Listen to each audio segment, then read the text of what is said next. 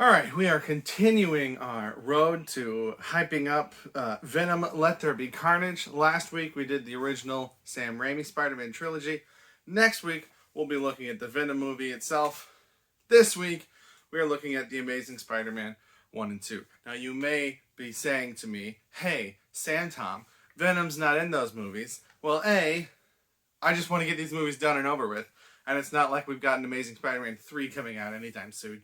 And B, while the character Venom is not in the movies, the symbiote part of Venom does exist in the movies. It's one of the many things in Oscorp's series of villain origins that just never got fleshed out. But there is an on-screen reference to Venom. It does exist in the universe. So we're calling it good, okay? Let's just move on. I got my notes. Let's talk about these movies. Amazing Spider-Man. My first note was Garfield, sad face. So, I don't dislike Andrew Garfield. I don't think he makes a good Peter Parker. I don't think he makes a good Spider-Man. So that makes it really hard for me to like these movies. I'll get into more details why later, but I'm going to try to keep moving. This movie rebooted an origin story, which was completely unnecessary.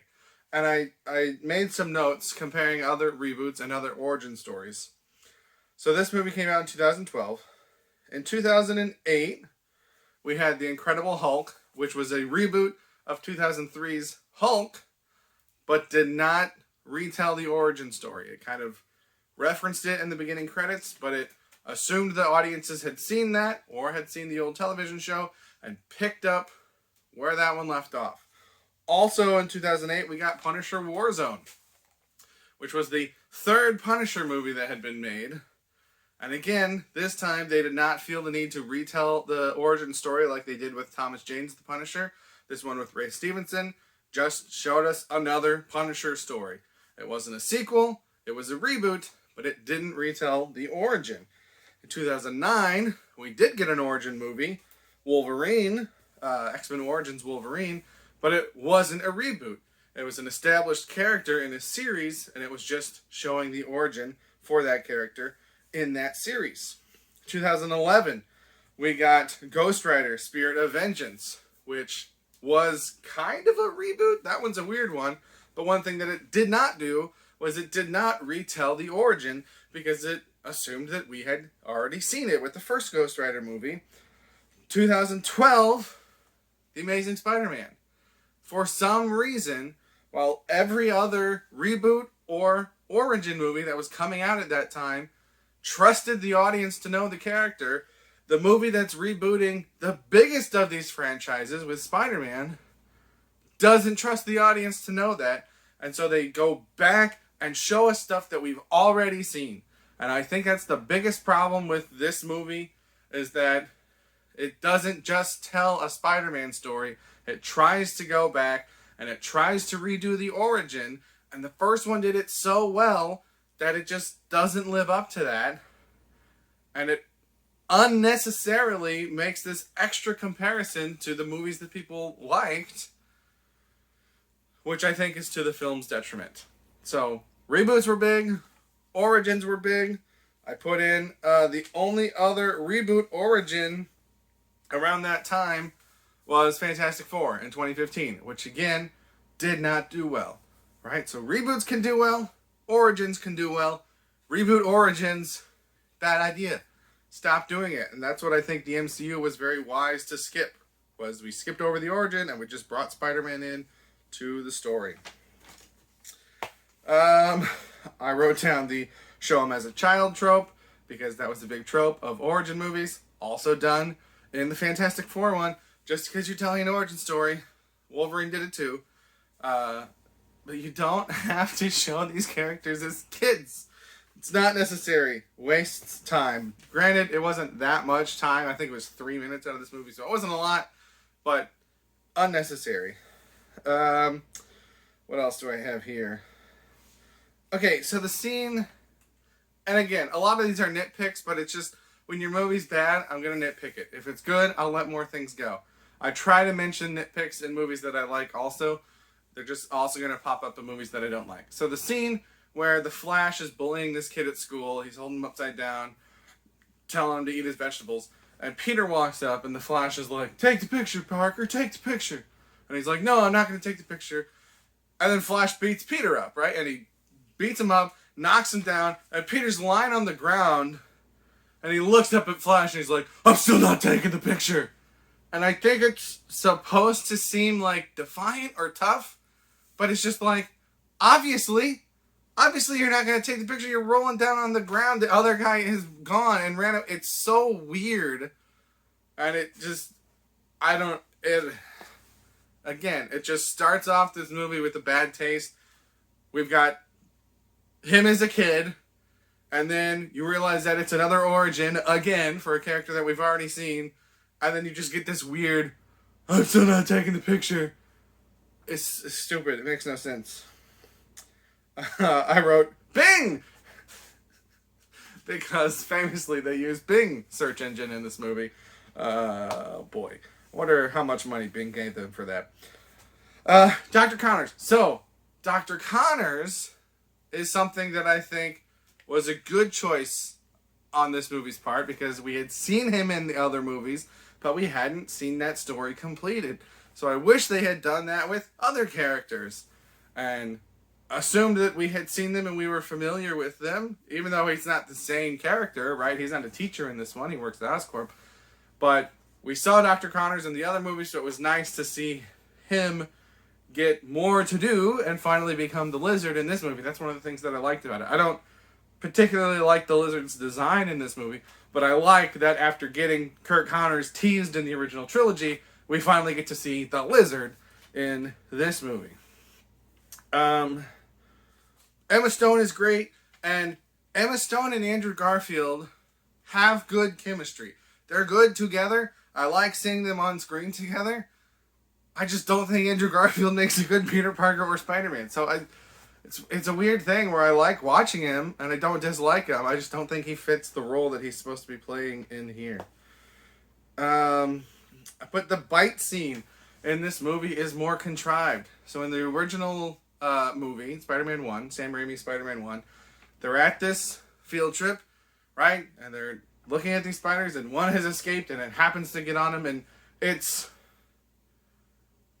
you could say it's convenient, but it makes sense why they're there. It makes sense what he's doing at the time, and I can buy that a spider has escaped, and it's coming down, and, he happens to get bit. In this movie, he goes to Oscorp because Uncle Ben told him that Connors worked with his father and now works at Oscorp, and he sneaks in this really dumb way where he steals the ID tag, and then Gwen notices him but doesn't tell him to leave, so he still hangs around and he sneaks away. Then he happens to see the little code thing that the guy does, because he happens to accidentally knock into that guy who happens to accidentally drop the folder that happens to have the decay rate algorithm that Peter happened to just find in his father's file right before that.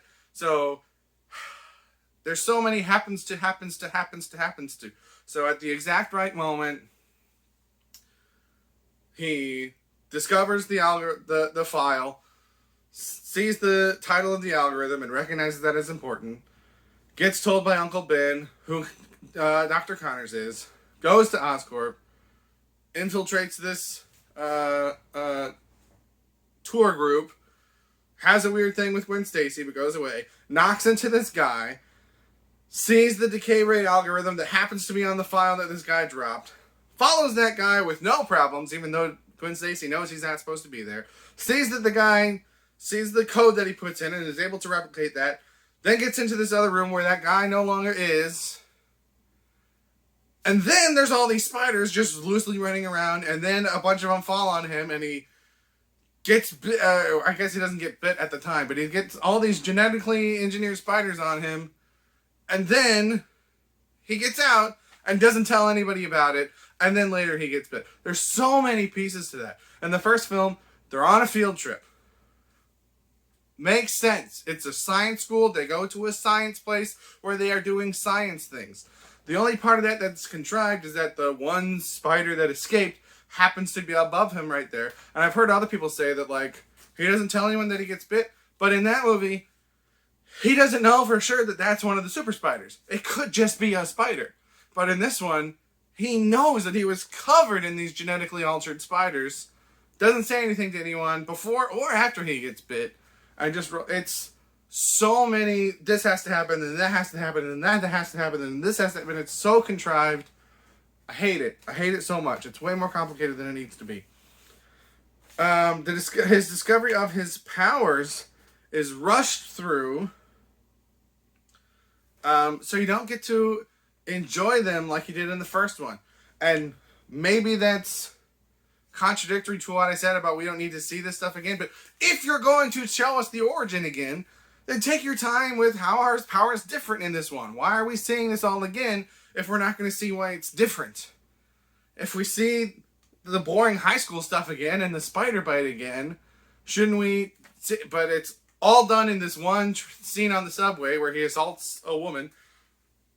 But it's where in Spider-Man 1, we get a scene for the webbing in the cafeteria. We get the scene with the spider sense. We get a scene where he climbs the walls. We get a scene where he tries to web swing. We get little moments for all these different powers. We get the bit with the glasses. And everything we have time to absorb and understand and move on. And here it's just like, boom, boom, boom, boom, boom, boom, boom, boom, boom. Here's all his powers. Okay, let's move on. There's no fun in it. I wrote Peter Parker is a bully. So the basketball scene with Flash, where he's just bullying the crap out of Flash. And again, Spider-Man 1, and I'm going to keep comparing it to Spider-Man 1 because it's a Spider-Man 1 again. Spider-Man 1, the scene where, the only scene where he's selfish is that one with the robber. And you understand his feelings in that moment. In this scene with the Flash, he's just being a jerk. And yes, Flash is a bully. He says something like he deserved it later on, but like, the Peter Parker from Spider-Man 1 never thinks that people deserve to be bullied. Peter Parker's not a bully in those movies, except for the cringe parts in Spider-Man 3. But Peter Parker is not a bully. He just lets a guy go because he's upset at this guy in the moment. But here, he actively goes out of his way to bully Flash. And then we get this scene with him. So now we get a scene of him discovering his powers, but it's not very visually interesting, other than he's doing skateboard tricks. So I just wrote Skateboard Man, because I don't know why they put so much emphasis on a skateboard in this. Were skateboards big in 2012? I don't remember them being big in 2012. I don't know why they chose that route. Then I just wrote down, with great power comes great responsibility. I wrote down, with great power comes great responsibility to walk your aunt home. So, again, going back to Spider-Man 1, the talk that Ben and Peter have, where Ben says, with great power comes great responsibility, it doesn't mean much at that moment, right? Peter has been, having some attitude problems lately. Uncle Ben's not happy about it, but they're just talking. And Uncle Ben tells him this thing, and then Ben dies later that day, and now that idea takes on more meaning. In this movie, Peter's had some attitude issues, right? Uncle Ben's not happy about it, but Uncle Ben just starts screaming at him like Aunt May having to walk, an adult having to walk in New York City, is the absolute end of the world. And I understand that New York City is dangerous, and Aunt May is not very strong, and it would be better if she could have Peter there with her. But, it's made such a big deal when Ben says the fake responsibility line to him. And besides the line not being as good and the scene not being as good, the setup is just so over the top that he's trying to drill it into him and he's screaming it at him. And it's just done so much better in Spider-Man 1. Why did they try to redo this? The take a penny, leave a scene, again, super duper contrived. I've never been in a store like that. Granted, it's New York. Maybe New York stores are like that. I don't know. But most people that see this movie don't live in New York. So it seems contrived based on my life experiences. At 2 cents that are right there going to make that much of an issue. Then I have Spider-Man. Spider-Man is profiling. So we get going after guys with long hair. Great. Web shooters. I have a smiley face, frowny face. It's good that we see him develop the spider. The web shooters. That's something that I wish was in Spider-Man, the original series, because it shows the brilliance of Peter Parker. But even though he develops the shooters, the webbing is just stuff that he took from Oscorp. So it shows his brilliance, but also the fact that he's just gonna steal property from someone else and rip off this idea and just make the shooters for it. So it's like, it halfway does it. Doesn't go all the way, just halfway. Suit is meh. I don't dislike the suit, but, you know, the Raimi, that's the classic look. It's just not as good. And then I put Spider-Man as a bully. He's a bully in the opening scene with Rhino, because he pantses him. That's not cool. And then when he's doing this carjacker guy and he shoots him in the crotch with his webbing, like, you can catch guys, and you can crack jokes, right? I don't have a problem with Spider-Man cracking jokes, but he's a bully. Peter Parker's a bully. Spider-Man's a bully. That's not a superhero I root for. That's not my Spider-Man. Oh, what is this? This film is overshadowed by Osborne, who is not even in this film. Oscorp is a big deal. Osborne's name keeps getting mentioned. It drives a lot of what Kirk Connors does. And so much of this movie is, like I say, overshadowed by a character who's not even in this movie. If you're going to devote this much time in a movie to a character, put that character in the movie. Web trap. Smiley face. Okay, so the scene in the sewers where he puts all the web lines everywhere and he's just sitting there like a spider in his web and he's waiting to see where the vibrations come from. That's really cool. That's something we didn't see in the Raimi movies. It's a new thing. It's interesting. It's visually interesting. I wish we would have gotten more stuff like that because that was neat. No J. Jonah Jameson. The cowards! It's so weird to me that... Because they must have known, right? They must have known we're not going to get anybody as good as J.K. Simmons, so we just won't put him in because we are cowards. But then why did they try to redo so many other great things about the first movie? It's weird what they pick and choose to do. And it's like, if you're going to do a Spider-Man movie, and you're going to include the fact that he's a photographer, and you're going to put the Daily Bugle in there, give us a J. Jonah Jameson. They didn't, because they're cowards. Okay, what's next? The crane scene gets me. So... by far, best scene in this movie for me, my favorite scene. You could say that this is contrived too, because he happened to save one of these crane operator kids, and this crane operator happens to know all the other crane operators. But I don't know how crane operators work. So to me, the idea that he's helped one of them, right? Yes, we saw it on screen, but they chose that for storytelling purposes. He's helped lots of people that we haven't seen. He's helped a crane operator. This guy knows a guy who knows a guy who knows a guy who knows a guy. That scene where all the cranes turn so that he can web swing. I love it. It gets me. Even as I was writing down that it gets me, and I'm like, man, this is stupid. Do I want to say this? Like, even then, it still got me as I was acknowledging that it gets me.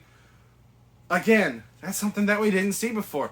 That, I think, is better than the scene from Spider-Man 1 where they, like, throw trash at Green Goblin, and they're like, you messed with one of us, you messed with all of us. That, I think, was a good sentiment, poorly executed. I think it was better executed with the crane scene in this movie. I really like that. Wish we would have gotten more stuff like that. Okay, then I put, everyone's just cool with the biological agent being launched. So, Lizard is trying to launch the lizard gas. Peter launches the antidote instead, and they report to the people. They're like, an antidote was launched, and it saved everybody. Yay.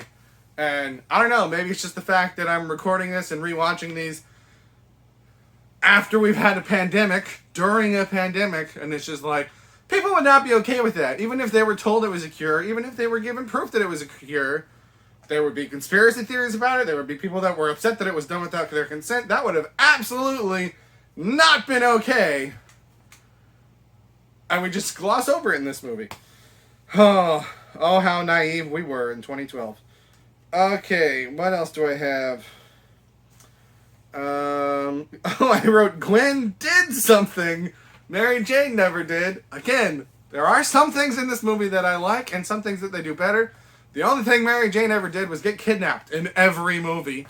Gwen Stacy in this movie creates the antidote. She's smart and capable and part of it. She's not just Spider-Man's girlfriend. She's not just Captain Stacy's daughter. She's her own character with her own ties to other characters. And she contributes not only to the plot, but to saving everyone. He could not have done it without her. Glad that they're giving Gwen something to do like Mary Jane never got to do. If you haven't watched my video on the original Raimi trilogy, I know it's long, but I get into a rant at the end about how Mary Jane and Peter Parker should have defeated Venom through music. Mary Jane singing and Peter Parker playing the piano. That would have been fantastic. But no, they don't do it. Glad Gwen gets something to do in these movies. And then I just run at the end, because at the end of the movie, you see this little bulletin board that he's got, and it's still got the police sketch drawing of the guy that killed Uncle Ben. And I've heard other people say this, but I wasn't thinking about it until I saw that up on screen, and I was just like, he never caught the guy. Peter never caught the guy that killed Uncle Ben. And going back to this, Peter Parker's profiling, or Spider-Man is profiling, in the first movie, he catches them in the moment, right? It's right after it's happened, and he hears that, they've got him cornered, and he goes and he catches them. In the original comic, I looked it up to check, which, by the way, in the original comic, how much of a rabbit hole do I want to go down right here? In the original comic, he lets a robber get by, not because he's mad at the guy that he's robbing, but just because he's like, that's not my job, that's your job, policeman. And then the robber shoots Uncle Ben like days later, and then he hears that they've got him cornered or whatever, and then he goes down to stop him, and he realizes that it's the same guy. So in that original story, Peter Parker's kind of a jerk, because he's just had a successful showing of his powers, like a public display that I can't remember for sure, but I think he got paid for. But like, he wasn't ripped off. He didn't have a reason to be mad. He was just like, that's not my job. You can do that. And so Spider-Man 1 did it better, I think, than the comic, where he's just kind of a jerk. And this movie does it the worst, where some guy won't let him use 2 cents from the take a penny thing. So stupid. So stupid. But yeah, he never caught his killer. So the whole thing where he's profiling these guys, it's a non-issue in the comic, and it's a non-issue in the first movie because he catches him in the moment as the police are still chasing him, whereas in this movie he does not do that. So it's weird that they chose to go that route and make it a problem when it didn't need to be a problem. I have to go take a break, but I will be back in no time for you to talk about The Amazing Spider-Man 2. One moment, please. And we're back to talk about The Amazing Spider-Man 2, my least favorite Spider-Man movie. Yes, I think it's worse than Spider-Man 3. Also, the Spider-Man movie I think that I've seen the least. I don't think I've rewatched this since theaters. I don't know that for sure, but there was a lot that I saw when I was rewatching it that I did not remember. So, haven't seen it very many times. Alright, first note. More kid stuff. So again, why do we have to see them when they're kids in origin movies? This was not even the origin movie, but we still flash back to see him as a kid. I wrote down Iron Man ? And I don't remember why I wrote that down. So maybe I'll come back to that if I think of it. Okay, Sony at this time wanted to make a whole Spidey universe, and they focused on the universe at the expense of the movies. So, if you followed the movie news back in whenever this came out, 2014-ish, there were reports of a Black Cat movie, a Silver Sable movie, all sorts of Sinister Six projects, more Spider-Man movies, an Aunt May movie. And so all this stuff at the beginning of this movie with his parents on the plane and all this weird backstory nonsense, they should have just focused on making a good movie. but they wanted so badly to try to set up all this other stuff. And I've made a whole video about why it's important to focus on making good movies before you try and, plant the trees before you build the forest. So check out that movie if you want to hear me rant about the MCU and Fast and Furious and why those are the only ones that have done it right so far. But yeah, that's the big problem with this movie. Spider-Man's still a bully. I don't remember the exact scene here. Maybe is this the one where he pantses the guy? I think I said that for Spider-Man 1, but I think it's when he first catches the rhino. I think he pantses him in this movie. So still a bully. Hasn't really grown much since Spider-Man 1. Still bullying people. So at one point, the first time that he sees Gwen Stacy's dad's ghost, I wrote down Ghost Dad. Because that's something that I know is a reference to something because they make jokes about it in Family Guy. But I don't know what I didn't know what the original thing it was referencing was, so I looked it up, and it's a Bill Cosby movie. So I'm just going to move on from Ghost Dad. Who would not want their son to do laundry? There's a whole scene in this where Peter wants to do laundry, and Aunt May refuses to let him. And she's like, I do the laundry in this house. I've done the laundry since you were a kid. Blah, blah, blah, blah, blah. I'm the one that does the laundry. I know he's not technically her son, but what mother does not want her son to learn how to do laundry? He has, if not, graduated high school at this point. And she says that he messed it up last time. So, again, he's not going to let her teach him anything in that moment because he's hiding the Spider-Man outfit. But offer to teach him how to do it better. And what he did wrong. But no, oh, good, you want to learn. You want to get more life skills. Oh, you messed up. Let me show you how to fix what you did. No, just, you can't do laundry. I do the laundry. It's bonkers. Maybe it was a weird... Aunt May has to be totally independent in this movie. I don't know. That's not how it came across to me. It was just so weird. I cannot... Parents that I know would be thrilled if their kids wanted to take on more responsibilities. Not scream at them for wanting to do laundry. Okay. Then I just wrote Osborne Disease, WTF. Again, super contrived thing in this movie to cause a lot of the problems. Why is it an Osborne Disease? This goblin disease in their lineage does not need to be there for Harry to become the Green Goblin. Harry becomes the Green Goblin when he takes the spider venom. So you could just have it be any disease. And technically it's not an Osborne disease. He says it's hereditary, so it could be in other families. But then he says the Osborne curse. So I think some people have taken it as it's literally only their family. I don't think that's what it means. He just says it weird. But it doesn't have to be this fake goblin disease. It could be any disease that's hereditary that Harry is concerned about, and so he wants to fix, and in that process he takes the spider venom, and the spider venom is what ultimately drives him crazy, and then that combined with whatever the goblin suit does is what turns him into the Green Goblin. So giving Norman Osborn these weird goblin side effect. It's so weird, and it's so dumb, and it's so stupid, and it's so contrived, and it's so unnecessary. If it was necessary, maybe I could forgive some of that stuff, but it absolutely doesn't need to be there. So weird. Okay. Then I wrote down, J. Jonah Jameson is creating new email subject lines. So there's a point where Spider-Man emails J. Jonah Jameson a picture of Spider-Man, because again, they're cowards and they won't cast a J. Jonah.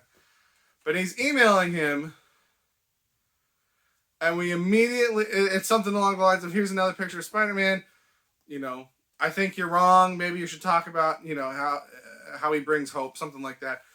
And the email response, we don't see the email, we just see the subject line, and it's wrong in all caps with 3 exclamation points. And I paused, and went back and I paused, because there's another email from him later on, which is, I can't remember what it was. Did I write it down? Oh yeah, it just says, no way, these are crap. And we're not seeing the body of these emails. We're seeing the subject lines. So what is happening here? And I would have called the movie out on this not being a thing that people do a couple years ago, but after teaching remotely for a year and a half, students do this all the time. I'll send someone an email, and instead of replying to that email in the body of that email, they will just create a new email and type their entire message in the subject line, and then the body will be empty. And that's how J. Jonah Jameson emails. So maybe it's intentionally done as like J. Jonah Jameson doesn't know how email works, he doesn't know how technology works, he's old, blah, blah, blah. Would have worked better if we ever saw him and that was part of his character. But I think it's just an oversight on the movie. Pardon the dog noise. Where they... And it's so weird because it's an Easter egg. It's on screen for like a second. So...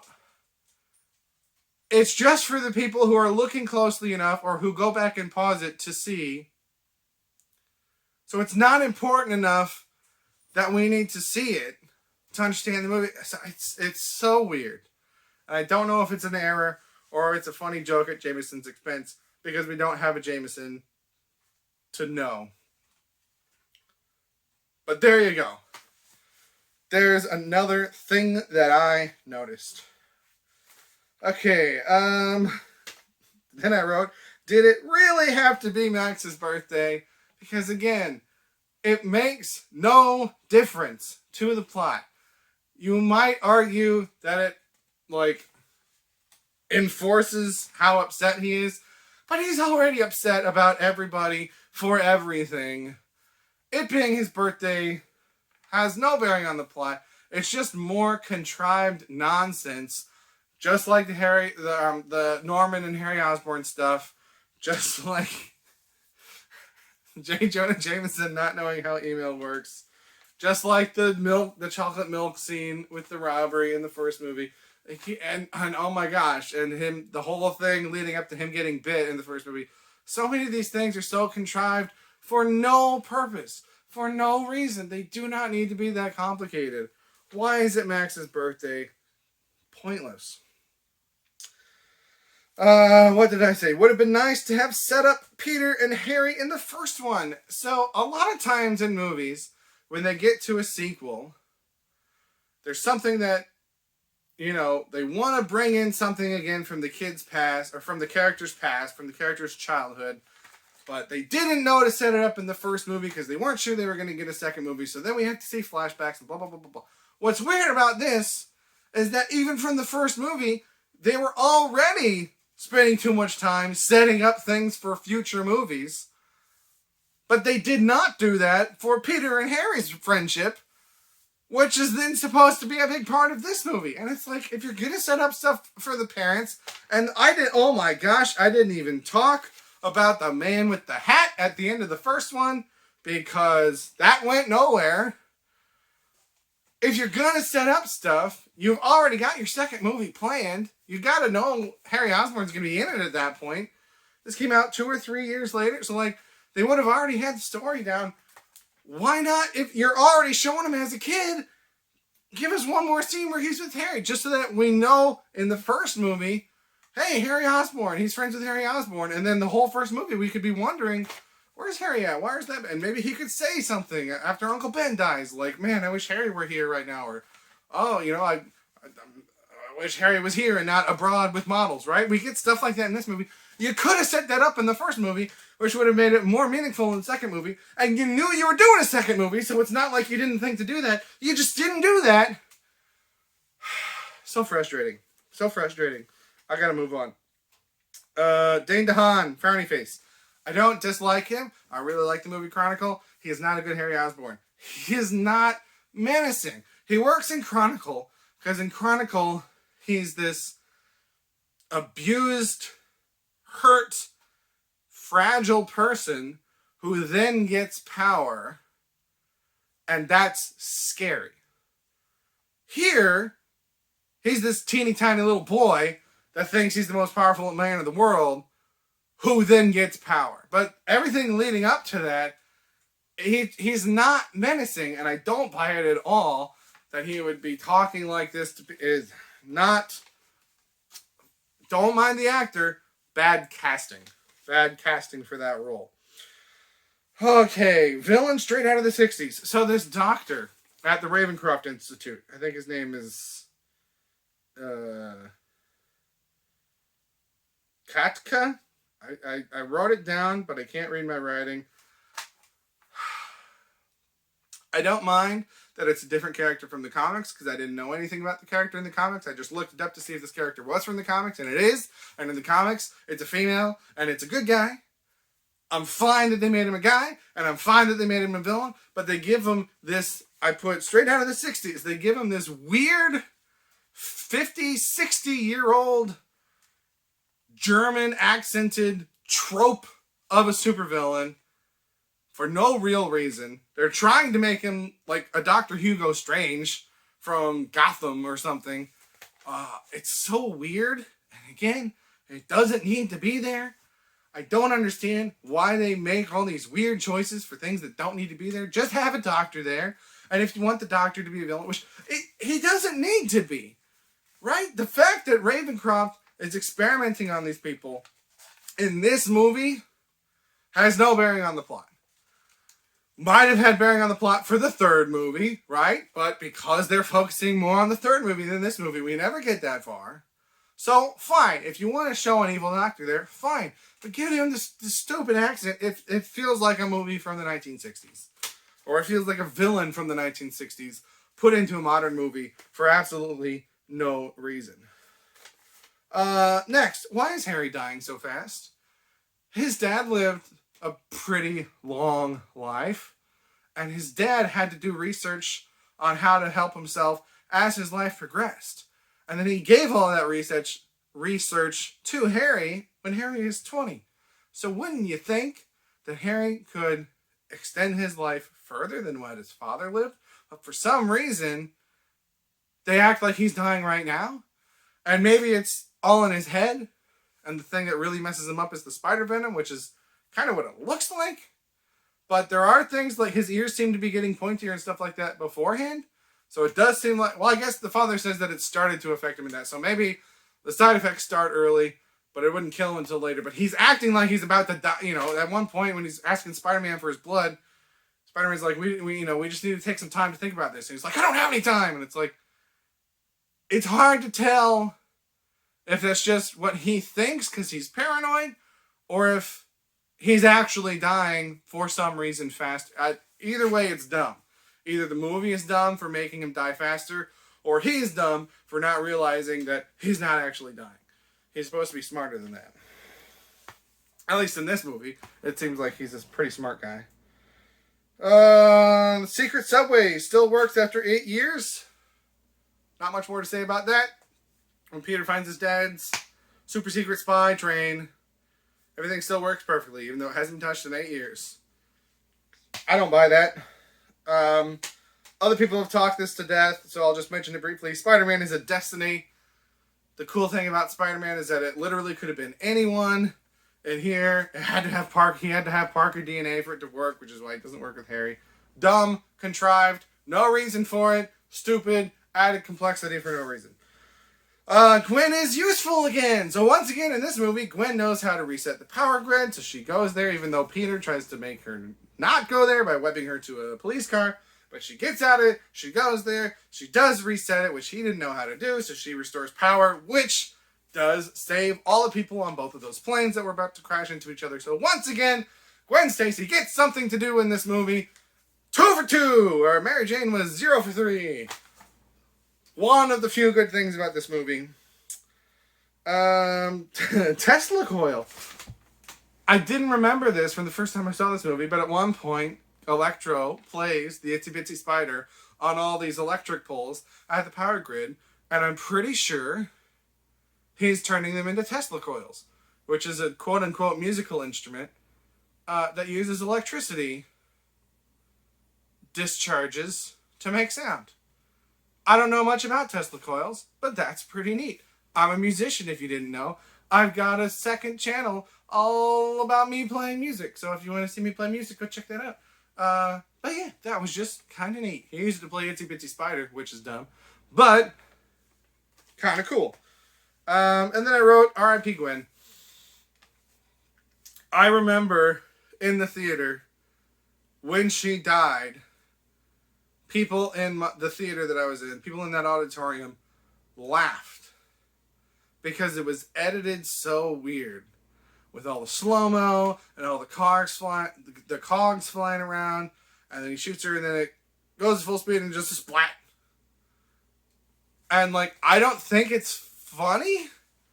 It's just edited strangely, and I remember that at the time people laughed at it, which I don't think is the reaction they were going for.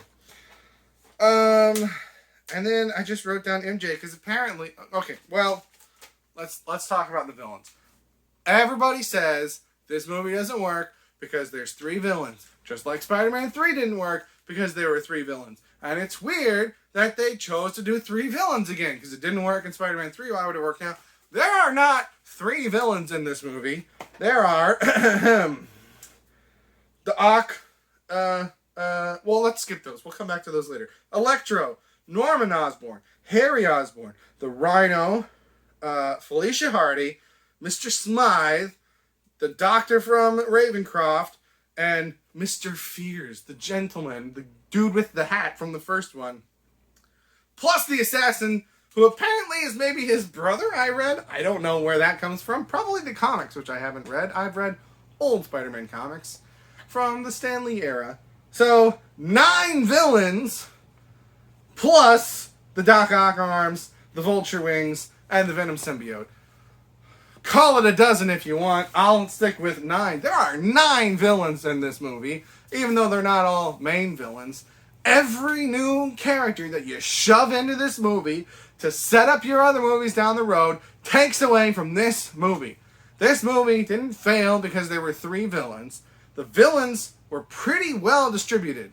You got the whole Harry Green Goblin thing going on, like in the original trilogy, which I don't think was horrible. I think it could have been better if you set up Harry in the first one. You've got Rhino bookending the beginning and the end of the movie, which I think works fine. And then you've got Electro as your main villain, which I think Electro was a good choice of a villain because he's totally different from anything that we saw in the original trilogy. And he is totally different from... I can't even remember the villain of the Amazing... The Lizard. Wow. So he's a totally different kind of villain, so I think he works. If it was just those 3 villains, that would not have been too much for this movie. Alright? Even with the stuff with Gwen, even with, the stuff with the ghost of Captain Stacy, even if you had thrown a J. Jonah Jameson in there, even the stuff with Aunt May, it's weird that her nursing stuff is there for no real reason, but fine, whatever. Aunt May gets something to do. But because you add in this weird stuff with Mr. Smythe and this guy in the hat that goes nowhere, and this evil doctor at Ravencroft, like, why couldn't that have been one of the guys from Oscorp's board? Why couldn't that have been Norman Osborn or Harry Osborn? Why couldn't that have been someone else? I've already forgotten all the villains that I just listed off. Felicia Hardy. Does she need to be there? Does she need to be Felicia Hardy? Because even if nothing happens with her, our expectation as comic book readers watching a Spider-Man movie with a female character named Felicia who's working for a villain, that draws our attention away. It could have worked if they had focused on this movie. And maybe I still wouldn't have liked it, but it at least could have worked. But their big problem was that they're trying to set up Sinister Six, they're trying to set up Aunt May, they're trying to set up this movie about Richard and Mary Parker, they're trying to set up all this stuff, they're trying to set up Venom, and they lost sight of this movie. Stop doing that. Make a good movie. Then make a universe. After you've made multiple good movies. I'm going to just rant if I don't stop now, so I'm going to stop now. Those are my thoughts on The Amazing Spider-Man 1 and 2. Tell me how wrong I am. Tell me why The Amazing Spider-Man 2 is the best Spider-Man ever and the Raimi films are trash. Tell me how bad Tom Holland is. Tell me whatever you want to tell me. Those are my thoughts. Feel free to share your thoughts. That's all I've got. Thank you for watching. Have a good day.